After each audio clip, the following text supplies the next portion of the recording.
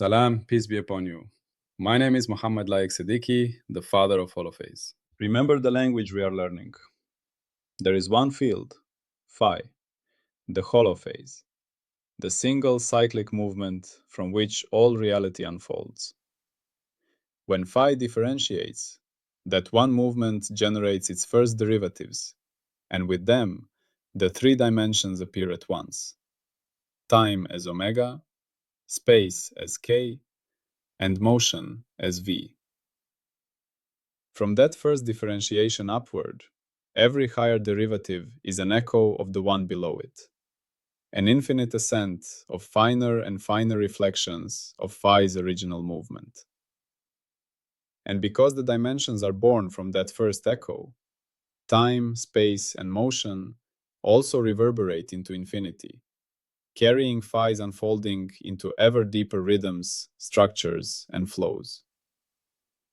Thus, the entire universe, every law, every pattern, every force, every particle, every phenomenon, is nothing but phi, endlessly echoing through its derivatives and their dimensional shadows. All of existence is the infinite echo of one field. Today, we listen to just one of those echoes. In our last exploration, we reached the realm of curvature, the bending of space's drift. We discovered how G shapes reality into basins, orbits, and lenses, guiding motion through the very geometry of space. Now we turn to a different, yet intimately related aspect of spatial nuance. We ask not just how space bends, but how patterns flow within it. We ask about concentration and dilution, about piling up and thinning out. We meet convergence and divergence meaning. If K is space's texture, and A is how that texture drifts, then convergence and divergence tell us where that drift accumulates or dissipates. They tell us where patterns become dense, where meaning concentrates, where flows converge to a point or diverge from a source. Today, we learn to see the universe's gathering and scattering. Let us begin with a simple image you can hold in your mind. Imagine you're standing at the edge of a field, watching a gentle rainfall. Each raindrop makes a tiny splash in the soil. Now imagine drawing arrows at each splash point. Arrows that point in the direction the water would flow if it could. These arrows represent K, the local texture of where water wants to go. Now you walk across the field and notice something important. In some areas, the arrows all point toward a single low spot, a puddle forming. In other areas, the arrows spread out from a high spot, with water flowing away in all directions. The puddle area where arrows converge is convergence. The high spot where arrows diverge is divergence. This simple rain field captures the essence of what convergence and divergence represent. Convergence tells us, patterns are flowing together here. Things are concentrating, piling up, intensifying. Divergence tells us, patterns are flowing apart here. Things are spreading out, diluting, thinning. Think of a crowd entering a stadium through narrow gates. There is convergence at the gates and divergence inside the stadium. Think of traffic merging onto a highway, convergence at the on-ramp. Think of light focusing through a lens, convergence at the focal point. Think of a spring bubbling up from the ground, divergence from the source. Convergence and divergence are everywhere we find accumulation and dissipation. They appear in the way rivers gather in watersheds, the way attention focuses on a speaker, the way economic activity clusters in cities, the way sound spreads from a point. They are the universe's way of saying, not just movement, but flow. Not just texture, but density of meaning. In the Holophase language, if K is the noun of space and A is its adverb, then convergence and divergence are like the punctuation marks that structure spatial sentences. Imagine writing a spatial paragraph. You might say, the field has gradients, that is, K and A. Then, the gradients point toward the center, that describes direction. But when you say, the gradients converge at the center, creating a point of intensity. That is convergence, adding semantic weight. When you say, the gradients diverge from the source, spreading meaning outward, that is divergence, scattering emphasis. Convergence acts like an exclamation point in space, a place where meaning concentrates, where attention gathers, where intensity peaks. Divergence acts like an ellipsis, a spreading out, a dissemination, a fading into background. This makes convergence and divergence semantic density markers. They do not just describe how patterns change, they describe how meaningful patterns become, where they become dense with information and where they become dilute. In the master tree, this places convergence and divergence as close cousins of curvature. They are part of the same family of second-order spatial semantics. But where curvature describes bending, convergence and divergence describe accumulation. There are two different ways of asking, what does this spatial drift do? If you want to see the precise mathematical formulation of convergence and divergence as operations on K, you can search for Holophase on Zenodo, where the scientific papers that support this audio journey are available. Now let us understand convergence and divergence operationally. What exactly are they measuring? Operationally, convergence measures how much more pattern flows into a region than flows out, and divergence measures how much more flows out than flows in. Imagine a tiny imaginary box placed at some point in space. You count all the K arrows, the phase gradients, entering the box and all those leaving. If more arrows enter than leave, you have convergence at that point. If more leave than enter, you have divergence. If they balance, you have neither. The flow is solenoidal or incompressible. A more intuitive analogy is to think of convergence as a drain. Things flow in from all sides toward it, and divergence as a source. Things flow out from it in all directions. Technically, in the language of vector calculus, convergence and divergence are measured by the divergence operator applied to K. But in plain terms, it is the net sourceness or syncness of pattern flow at a point. This makes convergence and divergence fundamentally about the creation and destruction of intensity, not creation of new substance, remember it is always phi, but concentration or dilution of pattern. Where you have convergence, pattern density increases, unless something counteracts it. Where you have divergence, pattern density decreases. Like every true letter in this language, convergence and divergence express themselves through all three dimensions: time, space, and motion. In time, convergence manifests as the rate at which patterns intensify or fade. It is what makes things build up to a climax or dissipate into noise. Think of a camera focusing. At first, the image is blurred, the pattern spread out, a kind of divergence. As the lens adjusts, the image sharpens. Patterns converge toward the focal plane. At perfect focus, there is maximum convergence at the focal point. The rate of sharpening is convergence working through time. Or consider a crowd gathering for a concert. Early on, people arrive from all directions, convergence in space and time. At the peak, there is maximum density at showtime. After the concert, people leave, divergence in space and time. The build-up and decay rates are temporal expressions of convergence and divergence. In time, convergence gives intensity its dynamics. It explains why sounds can swell and fade, why storms can build and dissipate, why economic bubbles can inflate and burst. Convergence in time creates crescendos. Divergence creates diminuendos. In its own dimension, space, convergence and divergence appear as the landscape of concentration. They create maps of where meaning gathers and where it scatters. Imagine the water drainage of a mountain range.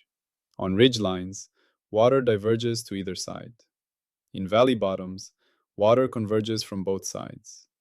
At the confluence of streams, convergence is strong. At a spring at a mountain's base, there is divergence, a source. Or consider an optical system. Before a lens, light diverges from each point of the object. At the lens surface, convergence begins. At the focal point, convergence is maximum. After the focal point, divergence appears again. Spatially, Convergence and divergence tell us where patterns become dense or sparse. They create hotspots and cold spots, bright regions and dark regions, centers of activity and quiet peripheries. They are the architects of focal points, caustics, shock fronts, and boundary layers. In motion, convergence and divergence reveal themselves powerfully by guiding what flows where. Think of water draining in a sink. Far from the drain, motion is slow and convergence is mild. Near the drain, motion speeds up and convergence is strong. The convergence field literally pulls the water toward the drain. The motion follows the convergence landscape. Or consider people evacuating a building. Inside rooms, movement is toward exits, a pattern of convergence. At exits, there is a bottleneck, maximum convergence. Outside, movement is away from the building, divergence. The convergence pattern dictates the flow rate and the pressure. In motion terms, convergence acts like an attractor. Things naturally flow toward regions of convergence. Divergence acts like a repeller. Things flow away from regions of divergence. This is not a force in the traditional sense, but a geometric tendency. Patterns naturally concentrate where convergence exists and naturally disperse where divergence exists. Let us locate convergence and divergence precisely in our growing map. Recall our journey through Chapter 3, Second-Order Semantics. We met alpha, temporal acceleration, A, spatial drift, G, curvature, the bending of drift, and now convergence and divergence, the concentration and dilution of drift. Convergence and divergence sit beside curvature in the spatial tower.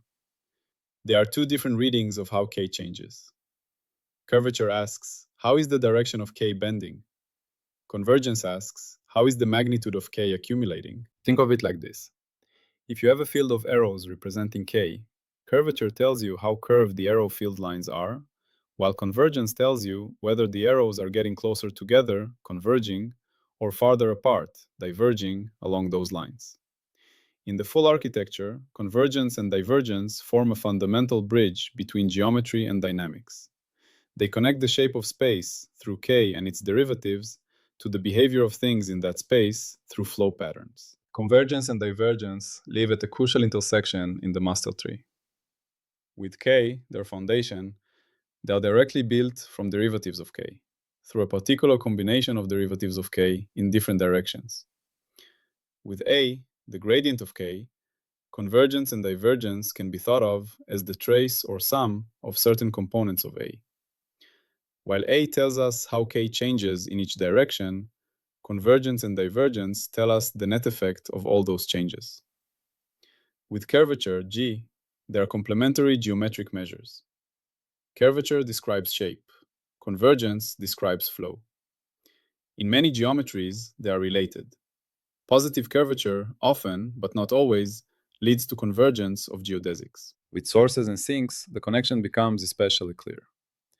In physics, divergence of a field often indicates a source, like electric charge creating electric field divergence.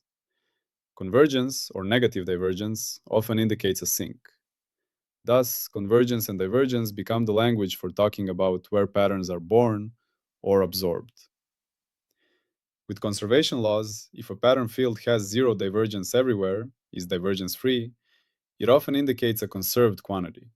Nothing is created or destroyed, just moved around. Non-zero divergence indicates creation, destruction, or concentration. With wave focusing, convergence is essential for understanding caustics, those bright lines where waves focus. The convergence of wave normals, or K vectors, creates intensity peaks. This network shows convergence and divergence's central role. They are where geometry meets accumulation.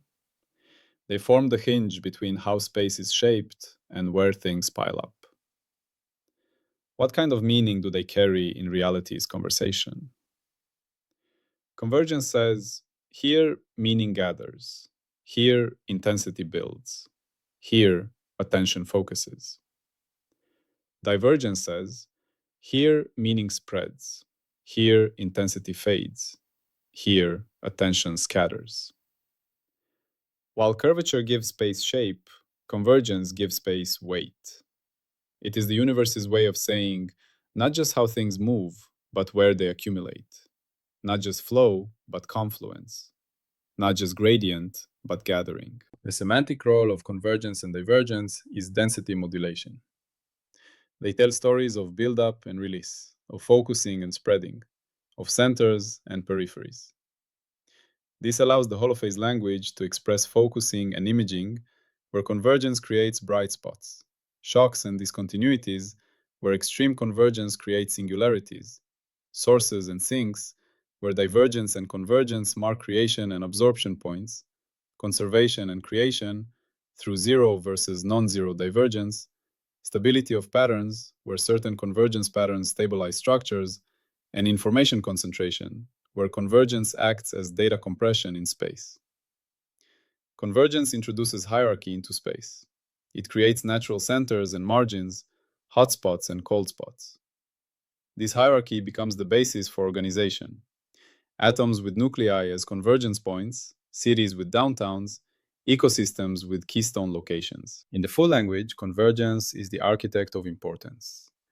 It is what turns stuff moves into stuff gathers here, matters here, becomes intense here.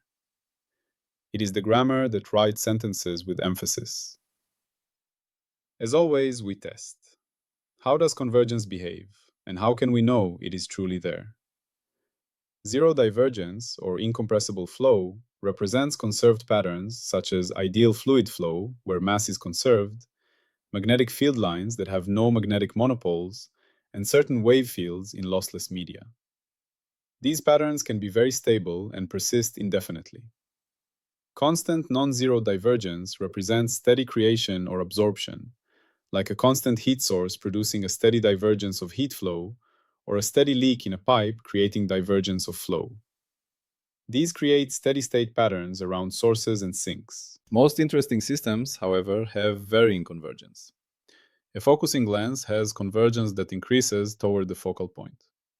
A shock wave shows extreme convergence at the shock front. Economic boom and bust cycles reveal convergence of capital and buildup, followed by divergence and crash. Neural activity exhibits convergence of signals at decision points. When convergence varies, we get focusing effects, intensity gradients, and pattern formation. The variation of convergence itself drives complex dynamics. Convergence and divergence make specific, testable predictions. In flow accumulation tests, you place tracers in a field and measure whether they accumulate in certain regions, disperse from certain regions, or maintain uniform density. Accumulation indicates convergence, dispersion indicates divergence, and uniform density indicates zero divergence. This is done in fluid dynamics with dyes or particles. In intensity measurement tests, you measure pattern intensity, light brightness, sound volume, economic activity, and predict that intensity maxima correspond to convergence regions, intensity minima correspond to divergence regions, and intensity gradients follow convergence patterns. Source and sink localization tests ask, if you detect creation or absorption of something, do you find divergence at creation points, sources, and convergence at absorption points, sinks? This is tested in electromagnetism with charges, in fluid dynamics with inlets and outlets, and in many other domains.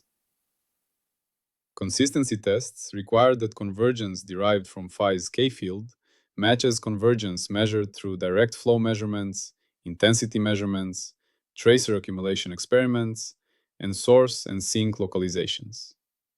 A clear falsification would be measuring pattern accumulation that cannot be described by any consistent convergence field derived from phi's K. For example, if tracers accumulate where phi predicts divergence, or disperse where phi predicts convergence, either the measurements are wrong, or our convergence concept is incomplete. The detailed experimental designs are in the Holophase papers, but the principle stands. Convergence makes concrete predictions about where patterns concentrate, and these predictions are richly testable. Once you see it, convergence and divergence appear everywhere. In fluid dynamics, drains and vortices show water converging toward the drain, creating a vortex where convergence organizes rotation. Shock waves appear when something moves faster than the local wave speed, so wavefronts pile up in extreme convergence, creating a discontinuity. Weather patterns show low-pressure systems with convergence at the surface and divergence aloft, and high-pressure systems with divergence at the surface and convergence aloft. In optics and waves, lens focusing shows light rays converging to a focal point with maximum intensity there. Caustics, those bright curved lines you see at the bottom of a swimming pool, are created by wave normals converging along curves. Whispering galleries and curved walls in certain buildings allow sound waves to converge along the surfaces so that whispers can travel far. In electromagnetism, charges play the role of sources and sinks. Positive charges act as sources of electric field with divergence. Negative charges act as sinks with convergence.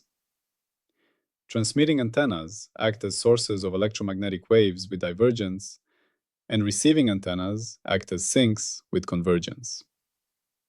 In capacitors, electric field lines converge on negative plates and diverge from positive plates. In biology and ecology, predator-prey interactions show predators converging on prey concentrations and prey diverging from predator locations. Nutrient cycling shows nutrients converging toward growing organisms and diverging from decaying matter. Neural networks exhibit signals converging at decision neurons and diverging from sensory inputs. In economics and social systems, cities show economic activity converging in city centers and diverging toward suburbs. Markets show capital converging during booms and diverging during crashes.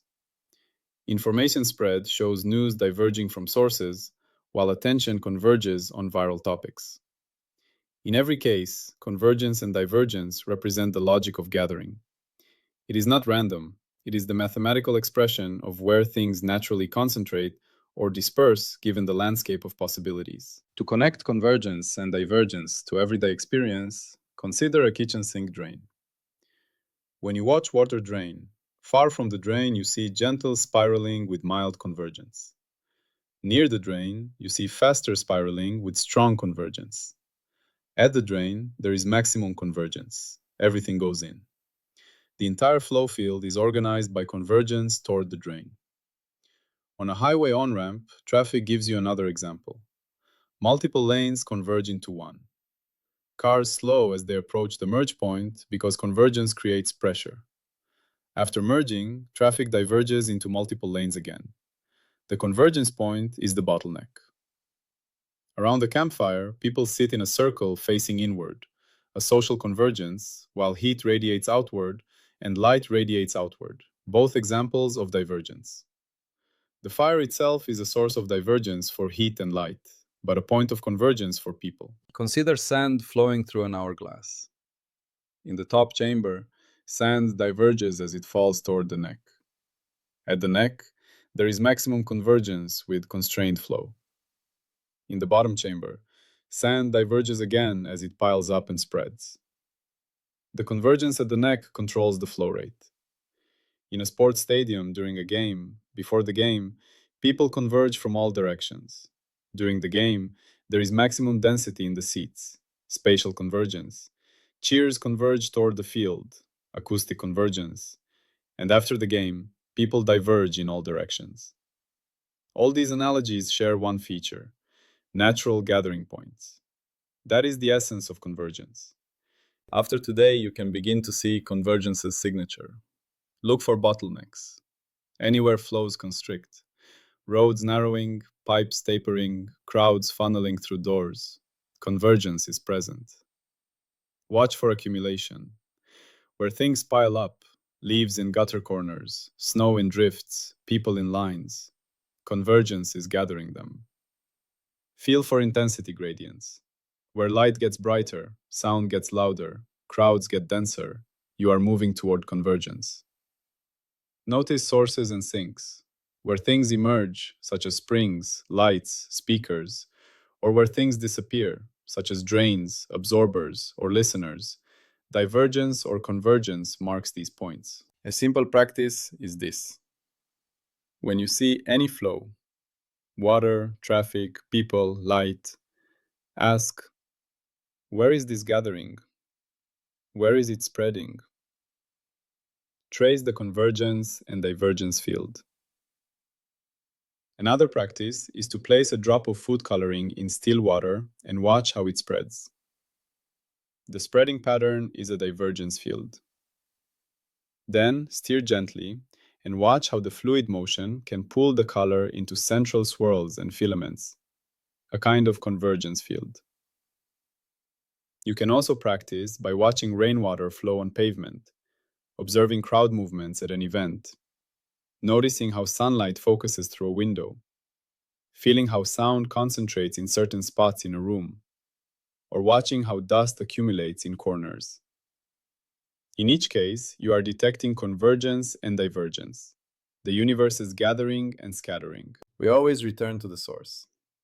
Convergence and divergence, like every structure in this language, are just phi expressing itself through layered differentiation. Recall the lineage. Phi is the silent cyclic field. K is phi's spatial texture, its phase gradients. The derivatives of K describe how that texture changes. Convergence and divergence describe the net gathering and scattering of that texture change. No new substance is added. It is flow information about phi's spatial dance. It is phi saying, not only am I textured and drifting, but my drift has gathering points, places where my patterns concentrate, places where they disperse. This is the beautiful unfolding. One rhythmic movement, phi, through differentiation yields texture, K, then drift patterns, A, and related derivatives, then gathering points, convergence and divergence, then all the phenomena of sources, sinks, focusing, and accumulation. But it is always phi, always one field, always one cyclic movement unfolding through its derivatives, creating the appearance of flow, concentration, intensity, and meaning. Convergence shows us that importance is geometric. What we call centers, sources, and focal points, places where things matter more, are simply regions where phi's derivatives happen together. A city center is not arbitrarily important. It is a convergence point in the landscape of human movement and exchange. A focal point is not magically bright. It is where light ray directions converge. As we conclude our meeting with convergence and divergence, let us place it in our journey through episode 7. We began with the whole language. We learned the first order alphabet. We entered second order semantics and met alpha, time's acceleration, A, space's drift, and G, space's curvature. Now we have met convergence and divergence, the gathering and scattering of meaning. We have discovered that space does not just bend, it accumulates. Patterns do not just flow, they concentrate and dilute. The universe has natural gathering points and spreading points. Convergence and divergence form the gateway to source physics. This is where the description of flow turns into identification of origins and destinations, where how things move becomes where things come from and where they go. Here we begin to see charges, masses, sources, and sinks as convergence and divergence patterns in phi's derivatives. In our next part, we will explore the final members of our second-order spatial nuance block, shear and twist. Where convergence tells us about gathering, shear and twist will tell us about sliding and rotating, how patterns deform without necessarily concentrating. We will see how these concepts explain turbulence, vortices, and the rich rotational structures of reality. But for now, hold this understanding. Space gathers, space scatters, space focuses. The universe is not just textured, drifting, and curved. Its drifts have gathering points where meaning concentrates and spreading points where meaning disseminates. Whenever you see light focus to a bright spot, whenever you feel a crowd press toward a stage, whenever you watch water spiral down a drain, you are witnessing convergence. Whenever you feel heat radiate from a fire, whenever you watch people disperse after an event, whenever you see information spread from a source, you are witnessing divergence. Salam, and peace be upon you, until part 13.